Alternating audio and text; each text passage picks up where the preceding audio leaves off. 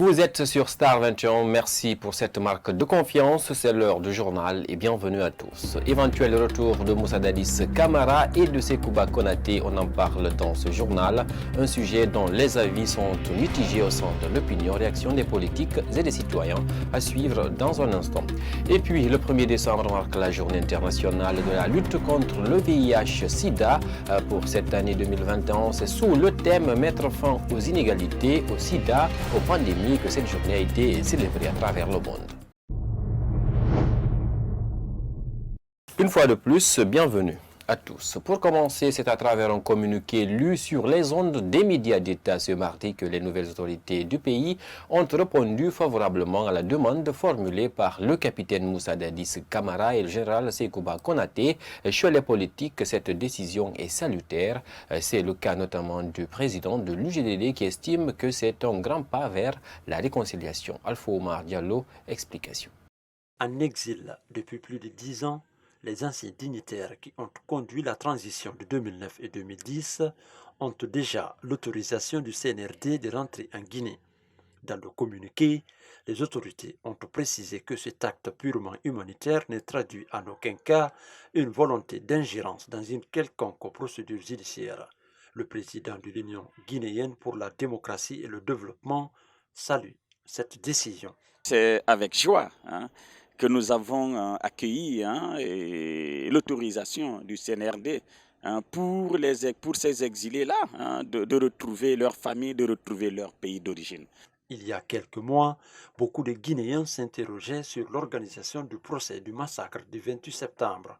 Aujourd'hui, le retour de Dadis et de Konaté acté, Alpha Condé renversé, le président de l'UGDT invite la justice d'accélérer la procédure. Si Alpha Condé ne se reprochait pas quelque chose par rapport à la situation du 28 septembre, je pense qu'il aurait déjà mis en place toutes les conditions pour que justice soit faite. Si tu vois qu'il a retardé la justice, qu'il a maintenu, n'est-ce pas, ceux qui ont dirigé la Guinée à l'étranger pendant tout ce temps, c'est que probablement il y a anguille sous roche. Donc nous ne sommes pas inquiets. Nous sommes satisfaits de toutes les façons pour que ces exilés-là, surtout le capitaine Moussa Dadis Camara, retrouve son pays. Poursuivant, il a rappelé les nouvelles autorités de créer les conditions qui permettront aux anciens dignitaires de rentrer tranquillement dans leur pays. Il faut aussi quand même dire ceci aux nouvelles autorités, c'est qu'il ne suffit pas de leur demander de faire un communiqué leur autorisant de rentrer au pays. Il faut créer les conditions. Les conditions, n'est-ce pas, en financière, les conditions matérielles, les conditions de sécurité pour qu'ils viennent, qu'ils vivent et qu'ils restent dans leur pays dans de bonnes conditions. Même si aucune date n'est encore fixée pour le retour des exilés, nombreux sont des observateurs qui saluent cette décision des nouvelles autorités qui consiste à apaiser et renforcer l'unité nationale. Restons dans le même sillage pour dire que des citoyens également se sont exprimés sur cette décision des autorités ordonnant le retour des anciens chefs d'État Moussa Dadis Camara et Sekouba Konaté. Ils ont également trouvé cet acte salutaire et signe d'un apaisement. Ils sont au micro de Alpha Omar également. Moi, quand même, particulièrement, de ce que je pense entre les deux, quand même, d'abord, c'est nos frères, c'est nos parents. Ils ont étudié ici, ils ont fait leur temps ici. Quand même, à ce qui est le grand souci sur moi, personnellement, les deux sont les Guinéens. Moi, je pense beaucoup pour qu'ils peuvent retrouver leur retour en Guinée. Si Moussa Dadis et Konaté ne représentent aucun inconvénient pour la population, moi je ne trouve pas. Moi je trouve ça normal de rentrer parce que vu qu'ils sont Guinéens, ce sont des Guinéens, après tout. Oui, je suis très content par rapport à ce acte fort du CNRD. Et d'ailleurs, aucun pays peut avoir son épanouissement sans la contribution de tous les fils. Chacun peut apporter un peu. C'est un acte de maturité vraiment hautement stratégique et hautement politique qui entre en ligne de compte du développement, du rassemblement du peuple. Moi, mon point de vue, c'est des choses qui n'est pas mal. C'est un Guinéen, c'est un ancien président. Il devrait être là pour donner les conseils à nouvel président. Ça, c'est un grand point. C'est important. Ça nous arrange de tous. C'est pas mal. Ça se doit. Ils devraient juger ce qu'ils ont fait pour voir ce qui est, ce qui n'est pas. Ça, c'est normal.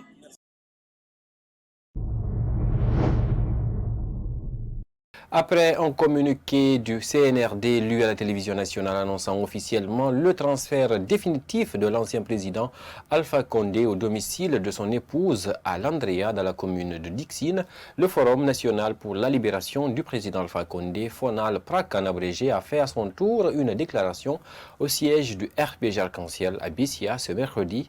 Ils disent avoir pris acte du communiqué des nouvelles autorités, mais ils réitèrent de même la libération sans condition de leur leader. Bintou Soumaï était suivi. Après 48 heures du transfert de l'ancien président Alpha Condé au domicile de son épouse, Adjadjane Kaba Condé à Landria, dans la commune de Dixine, le Forum national pour la libération du président Alpha Condé a tenu une déclaration ce mercredi 1er décembre 2021 à son siège à Bissia. Dans leur déclaration, ils exigent la libération définitive et sans condition de l'ancien président Alpha Condé. Suite au communiqué du Comité national pour le rassemblement et le développement, CNRD, en date du 29 novembre 2021, relatif au transfert du président Alpha Condé au domicile de son épouse Adjadjane Kaba Condé au quartier Landria, commune de Dixine. Le Forum national pour la libération du président Alpha Condé, FONAL PRAC, prend acte du communiqué et réitère son engagement total pour la libération totale du président Alpha Condé par le Comité national du rassemblement et le développement, CNRD, pour la consolidation de la paix et de la quiétude sociale dans notre pays. D'après le porte-parole du gouvernement, l'ancien chef de l'État est très déçu de ses anciens collaborateurs. Selon Ousmane Gawal Diallo, Alpha Condé aurait refusé de rencontrer certains cadres du RPG. Cependant, ces jeunes invitent les militants à resserrer les rangs. Nous demandons humblement au Comité national pour le rassemblement et le développement, CNRD, de nous faciliter des rencontres périodiques avec le président Alpha Condé dans les jours à venir. Par la même occasion, nous lançons un appel aux militants et sympathisants du RPG Arc-en-Ciel de rester sereins, mobilisés et continuer la lutte jusqu'à la libération totale de notre champion national, le président Alpha Condé. Le Forum national pour la libération du président Alpha Condé invite la communauté internationale à accompagner la Guinée pour un retour à l'ordre constitutionnel. Je vous le disais à l'entame, ce mercredi 1er décembre 2021 marque la journée internationale de la lutte contre le VIH-Sida. Cette année, c'est sous le thème « Mettre fin aux inégalités, au sida et aux pandémies » que cette journée a été célébrée à travers le monde. En Guinée, la cérémonie a marqué la présence massive des acteurs du secteur médical ainsi que des membres du gouvernement. C'est un reportage que nous signent Kadiatou Bari et Abdourahmane Bari. L'humanité célèbre le 1er décembre de chaque année la journée mondiale de la lutte contre le VIH-Sida. Pour cette année, elle a été célébrée sous le thème « Mettre fin aux inégalités, au sida, aux pandémies ». En Guinée, plusieurs membres du gouvernement ont pris part à cette rencontre. On a un objectif qu'on s'est fixé, c'est d'éliminer le sida en tant que problème de santé publique d'ici 2030. Vous savez que la construction d'une maison, ce n'est pas aussi facile. Vous pouvez tout faire, mais c'est vers la fin que vous avez les plus gros efforts à faire. Si vous ne faites pas les efforts vers la fin, c'est là où vous perdez même tous les efforts que vous avez mis en place pour la construction de la maison. C'est alors la même chose que nous sommes en train de faire. Nous sommes à moins de 10 ans de l'objectif 2030. Alors il y a lieu que l'on renforce les potentialités, qu'on renforce les ressources, qu'on renforce les compétences des gens, qu'on aille vers les défis qui n'ont pas été relevés pour que nous travaillions afin d'obtenir cet objectif de 2030. Pour la protection de tous et de chacun contre le VIH-Sida, Dr Youssouf Koïta invite la population guinéenne à la préservation. Si on ne porte pas toute l'attention sur les derniers moments de la lutte, on risque de perdre la lutte tout entière. C'est pourquoi l'une des plus grandes actions qu'il va falloir faire, c'est qu'on se fasse dépister. Tout le monde. Tout le monde. Les activités de dépistage doivent être développées pour que chacun se fasse dépister. Parce que le dépistage aujourd'hui devient l'élément fondamental dans la lutte contre le VIH-Sida. Aujourd'hui, pour nous, le traitement est une mesure de prévention. Parce qu'aujourd'hui, quand tu te traites dans les conditions normales, avec un bon traitement et un traitement réussi, tu ne peux plus contaminer. Tout est gratuit dans la lutte contre le VIH-Sida. Le dépistage, le traitement antirétroviral, la mesure de la charge virale et tant d'autres, a rappelé le coordinateur national de programme de lutte contre le VIH-Sida et les hépatites au ministère de la Santé. Restons toujours dans le cadre pour dire que malgré les efforts fournis dans la lutte contre le VIH, les difficultés persistent selon Kadiatou Bodji Baldé et suivez-la au micro de Kadiatou Bari et de Abdourahmane Bari également. Aujourd'hui, la Guinée dispose de 142 sites, centres de dépistage volontaire et 766 sites de prévention de la transmission de la mère à l'enfant.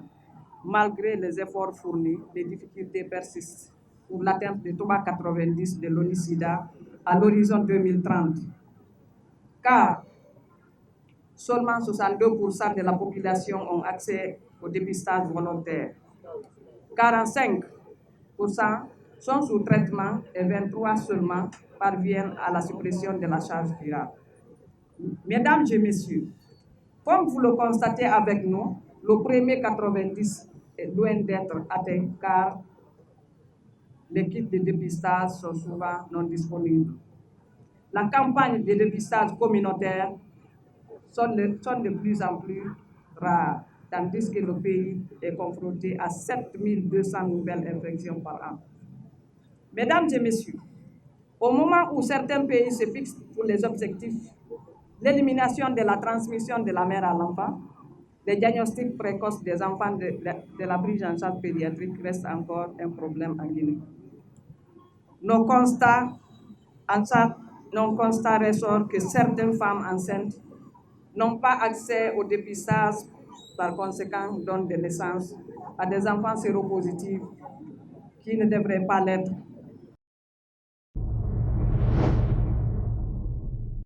On parle toujours santé dans ce journal. Omicron, c'est le nouveau variant de la pandémie du Covid-19 qui secoue le monde et les responsables de l'Organisation mondiale de la santé après sa découverte le 24 novembre dernier en Afrique du Sud.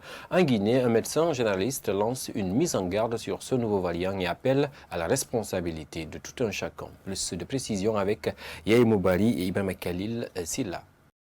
Identifié pour la première fois le 24 novembre dernier en Afrique du Sud et au Botswana, grâce à des prélèvements remontant au 9 novembre 2021, le nouveau variant du coronavirus, appelé Omicron, fait beaucoup de ravages à travers le monde. Dr Ben Youssouf Keïta revient sur ce nouveau variant. C'est l'unique virus dans l'histoire de l'humanité qui n'est jusqu'à présent pas connu et pas maîtrisé. L'Europe est à la 5e vague de la coronavirus Covid-19.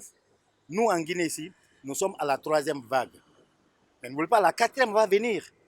Et elle va venir maintenant avec le variant Omicron, qui est plus contagieux, quoique nous ne sachions pas encore son taux de létalité ou de mortalité.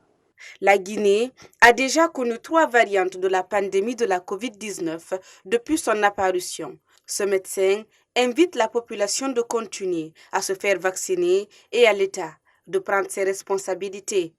Quand vous vous vaccinez, ça ne veut pas dire que vous ne pouvez pas attraper la maladie, mais vous ne pouvez pas attraper la forme grave et vous ne pouvez pas en mourir. Et pour les autorités, à la guerre comme à la guerre, priorité aujourd'hui dans la Guinée, c'est la lutte contre le coronavirus Covid-19.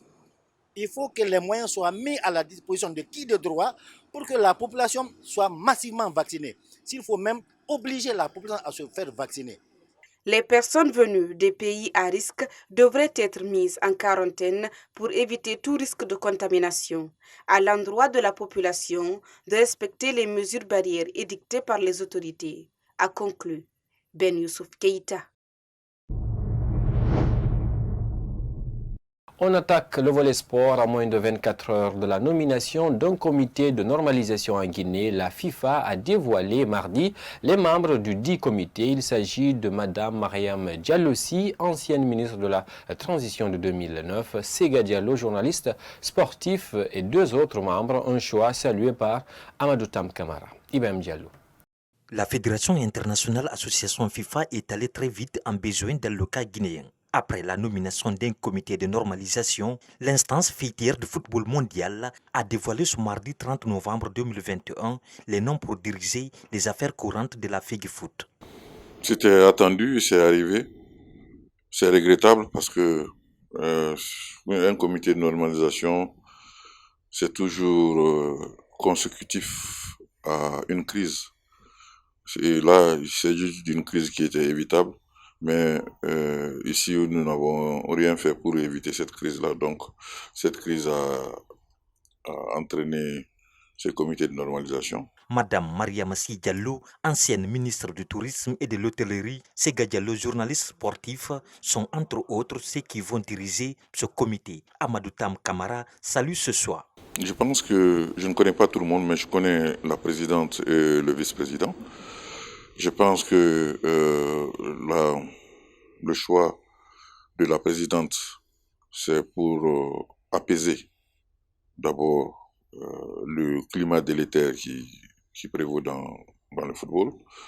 Le choix d'une femme d'affaires compétente et qui, somme toute, va apaiser les velléités et les dissensions qui existent dans le football. Donc, et en plus de cela, il va être épaulé par un journaliste sportif qui est compétent et qui peut faire le travail. Le président de l'association de la presse sportive guinéenne invite ses membres de faire un travail inclusif. Je leur conseille de faire un travail, disons, inclusif. Cela parce que tout travail qui va être fait, in fine, va être mis à l'approbation des membres statutaires. Donc, il faut dès le départ faire en sorte de les faire concerner par la mission, leur expliquer le bien fondé et que les gens adhèrent à la mission. Cela va faciliter l'adoption des nouveaux textes et l'adoption des réformes. Cela me paraît fondamental parce que lorsque la mission n'est pas bien comprise par les acteurs du football, il peut y avoir des réticences qui peuvent être des facteurs de blocage. Le mandat de ce comité de normalisation court jusqu'au 30 juin prochain. Et pour terminer, le président de l'association de la presse sportive guinéenne a aussi exprimé ses attentes après la nomination des membres du comité de normalisation. On l'écoute au micro de toujours Ibam Diallo.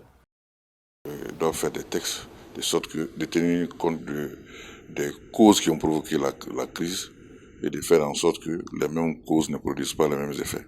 Et en cela, parce que tout est parti de nombreuses plaintes des clubs, en particulier l'AS Kaloum et le AFIA, contre la gestion du football.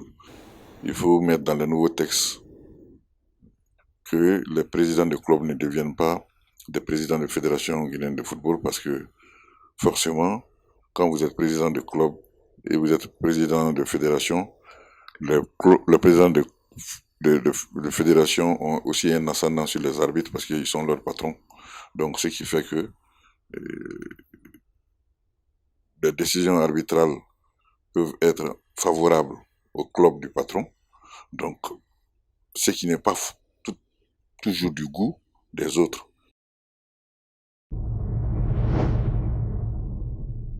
Mesdames et messieurs, c'est la fin de cette édition d'information à tous. Merci de l'avoir suivi. Merci également à l'équipe du jour. Réalisation, Yayoumou Bari, cadrage, Abdourahman Bari également et régie finale, Kadiatou Diallo. Excellente suite de programmes sur Star 21.